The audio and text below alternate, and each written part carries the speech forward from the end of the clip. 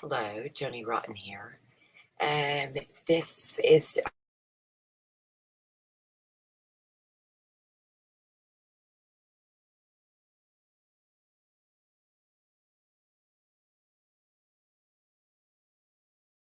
I was wondering what was going on with my intro. Anyway, I don't know if how that's going to edit in, but here we go. I found this article very interesting. Kissing can sometimes lead to heartbreak, but did you know that it can be dangerous to your health? Hazardous. My bad. This is goes along with our Roseanne here information. So I've got some stuff here, some little facts, some essentials. Almost 95% of adults carry Epstein-Barr virus. Epstein-Barr virus causes glandular fever, also known as the kissing disease. Depending on the carrier, responses to EBV can range from no symptoms to an extreme illness. EBV is spread orally, primarily through saliva. Globally, around 200,000 cancers a year are attributed to Epstein-Barr, and vaccine trials are underway, but further research and testing but require. So let's just listen to this little Nova podcast, shall we?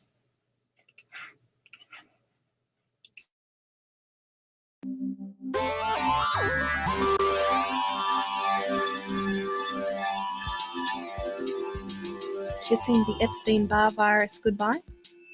A Nova podcast. Kissing can sometimes lead to heartbreak, but did you know it can also be hazardous to your health? Pucker up to someone and you risk infection with the Epstein-Barr virus, which causes glandular fever, also known as infectious mononucleosis, or colloquially as the kissing disease, as well as a host of other nasty infections. But we might not have to give up kissing just yet. A vaccine currently under development at an Australian laboratory, the QIMR Berghofer Medical Research Institute, could help limit the dangers posed by this sometimes deadly virus. What is the Epstein-Barr virus? The Epstein-Barr virus is one of 8 viruses in the herpes family. Also known as human herpesvirus 4, it is one of the most common viruses in humans, with between 90 and 95% of adults infected. While it is best known as the cause of glandular fever, it is also associated with a wide range of more serious illnesses, including cancers such as Hodgkin's lymphoma, Burkitt's lymphoma, nasopharyngeal carcinoma, some stomach cancers, and possibly even breast cancer, conditions associated with human immunodeficiency virus, HIV, including hairy leukoplakia and central nervous system lymphomas, and autoimmune diseases such as dermatomyositis, systemic lupus erythematosus, rheumatoid arthritis, and multiple sclerosis. It is estimated that every year, around 200,000 cancers are directly attributable to Epstein-Barr virus. At present, there are 2 known strains of the virus, Epstein-Barr virus 1 and Epstein-Barr virus 2. Epstein-Barr virus 2 is less effective at causing B-cell growth and proliferation than Epstein-Barr virus 1. Scientists don't know why the virus causes a relatively mild disease like glandular fever in some people and malignant tumours in others. Some evidence suggests that genetic factors and reduced immunity may play a role. How was the virus discovered? In 1961, a surgeon working in Uganda, Dennis Burkitt, presented the results of his research to staff at the Middlesex Hospital Medical School in Britain. He reported that the incidence of a certain tumour in African children had a geographic distribution corresponding to rainfall and temperature patterns. The disease, which affects about 8 in every 100,000 children in parts of Africa and Papua New Guinea, quickly became known as Burkitt's lymphoma. The influence of climate on its incidence seemed to suggest that some biological factor was involved. 3 researchers, M.A. Epstein, Y.M. Barr, and B.G. Achong, immediately began looking for a possible cancer-causing virus in samples of the tumour sent from Uganda to Britain. In 1964, they identified the culprit using an electron microscope, a previously unknown member of the herpes family of viruses. Epstein and Barr were awarded the dubious honour of having the pathogen named after them. It was the first virus to be directly associated with human cancer. How does the virus spread? Epstein-Barr virus is spread mainly via the transfer of saliva between individuals, which is the reason that glandular fever has been dubbed the kissing disease. It can also be spread by sharing utensils such as toothbrushes and cutlery, through blood, such as transfusions and organ transplants, and rarely via semen from sexual contact. People infected with the Epstein-Barr virus will retain it for life, but it may not make them sick. In fact, the virus infects almost everyone in developing countries and more than 95% of people in developed countries. Most people are infected with the virus during childhood, probably by their mothers, and are not usually noticeably affected.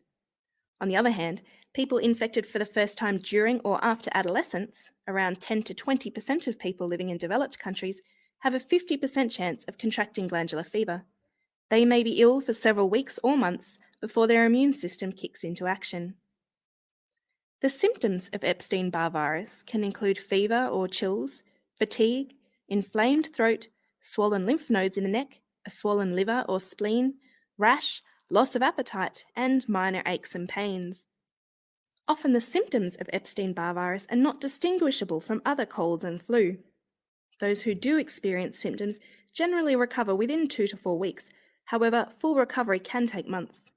It is important to note, however, that while your symptoms may have disappeared, the virus has not. Instead, it becomes inactive, essentially hiding away inside the body's B cells. It is possible for the Epstein-Barr virus to reactivate later in life, though this is rare. It can be difficult for doctors to diagnose Epstein-Barr virus because its symptoms so closely resemble a range of other illnesses. However, a blood test can confirm the presence of Epstein-Barr virus antibodies in the system, whether someone is susceptible to the virus or has had a recent or past infection. How does the virus work? Epstein-Barr virus produces around 100 different antigens, that is, large protein molecules, during the active phase of the viral cycle. In contrast, only about 10 antigens are produced during the inactive phase. These include the Epstein-Barr virus nuclear antigens, EBV-NA numbers 1 to 6, and the latent membrane proteins, known as LMPs numbers 1 to 3. Epstein-Barr virus primarily infects the orthopharynx, the part of the throat at the back of the mouth, specifically the salivary glands, as well as the oral mucosal membrane, that is, the mucous membrane lining the inside of the mouth, and the nasopharyngeal epithelial tissue above your soft palate. The virus replicates quickly in these areas, enabling it to spread easily through saliva from one person to another. But Epstein-Barr virus doesn't stop there. After the initial infection, it begins to infect white blood cells known as B lymphocytes, or B cells. Infection of B cells with the virus transforms them into B cells with unlimited growth potential, causing them to rapidly multiply and increase in number. This proliferation is combated by the immune system. It activates cytotoxic T lymphocytes, known as T cells, and natural killer cells in defense against Epstein-Barr virus, which combine with certain antigens produced by the virus and kill cells that harbor it. Unfortunately, when the virus is associated with Burkitt's lymphoma and nasopharyngeal carcinoma, it appears to produce only one antigen, known as EBNA1. T cells are unable to combine with this particular antigen and will not attack the infected cell. Although our immune system may seem to have beaten Epstein-Barr virus, in reality it has been duped. When our immune system begins to attack, the virus admits defeat and retreats into hiding, lurking dormant inside the body's B cells. In this way, it continues to live under the radar. It is no longer under threat from the immune system, but is able to keep spreading from person to person without our knowledge that it's even there. Occasionally, if the correct conditions exist in the future, such as reduced immunity through infection, the virus can sometimes reactivate. In some people, however, the T cell response is not strong enough, resulting in unrestricted growth of B cell lymphocytes, which greatly increases the risk of a patient developing a form of cancer. How does Epstein-Barr virus induce the growth of cancers? Since its initial discovery as the first human cancer virus, Epstein-Barr virus has continued to be associated with the development of a wide range of tumours.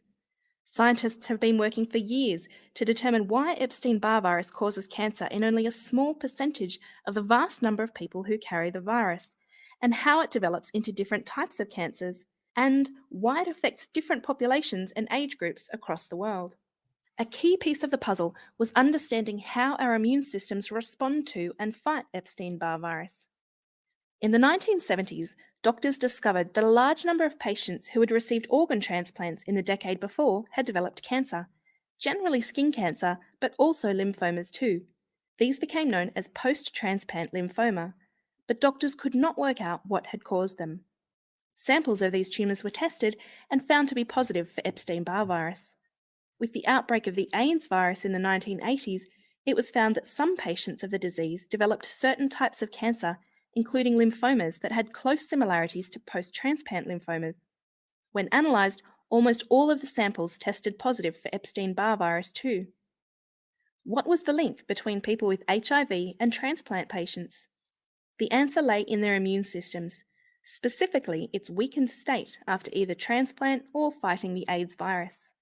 Further understanding of the virus and the way it worked came in 1984, when the complete DNA sequence of Epstein-Barr virus was published. The key proteins made by the virus, those which allowed it to push B cells to multiply and become cancerous, were now known to scientists. Researchers concluded that although there were a combination of variables that caused Epstein-Barr virus cancers to develop, there was one consistent factor: a change in the balance between the immune system and the virus. Basically, the ability of the body and its immune system to stay in control of the virus was imperative to stopping cancers from forming.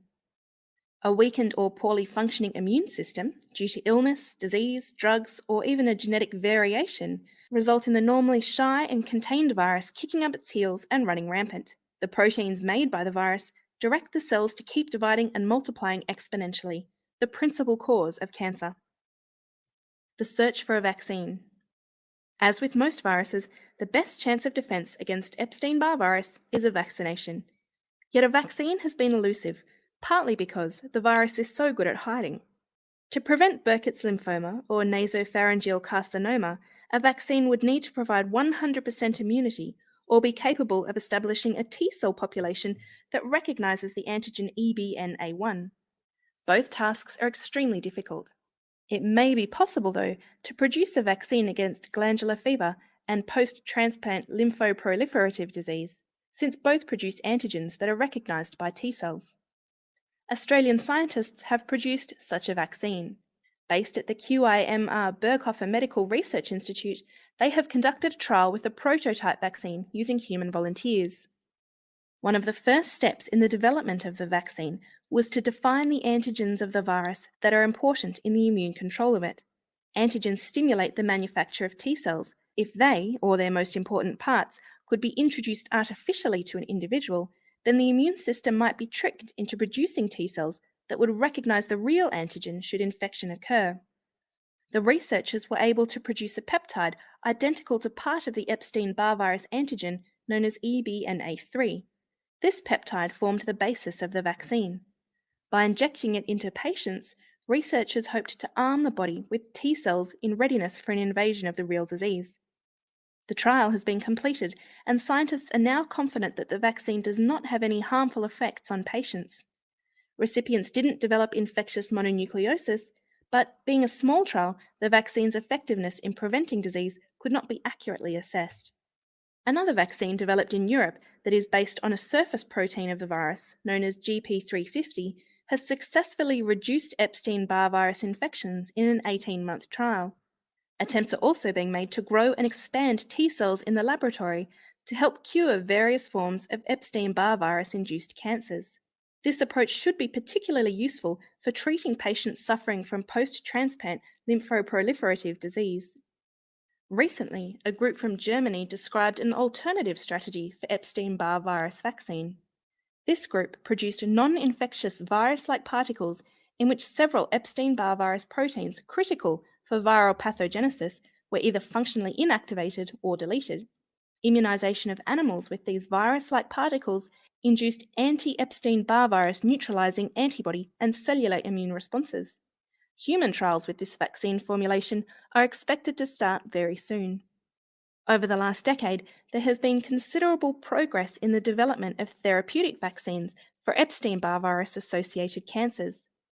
These diseases include nasopharyngeal carcinoma, Hodgkin lymphoma, non-Hodgkin lymphoma, and T-cell lymphoma, which generally express a limited number of Epstein-Barr virus proteins.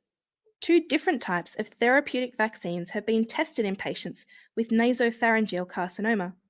One of these vaccines is based on a poxvirus vector, which expresses Epstein-Barr virus encoded EBNA1 and LMPT2 proteins.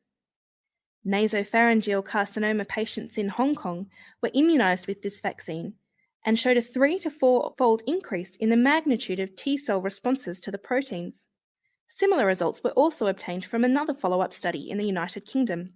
Another vaccine is based on dendritic cells sensitized with Epstein-Barr virus peptides or infected with viral vectors encoding Epstein-Barr virus proteins. This vaccine induced immune response against the Epstein-Barr virus proteins and tumor regression in 2 of the 9 patients. Despite its prevalence in the human population, finding a cure for Epstein-Barr virus has not been seen as a high priority. This may be because the majority of people do not suffer serious health effects, while those who do tend to live in developing countries. However, as new cancers are linked with the virus, the need to find a solution will become of more interest to researchers, drug companies, and pharmaceuticals. And that would certainly be worth a celebratory kiss. Thank you for listening to this Nova podcast.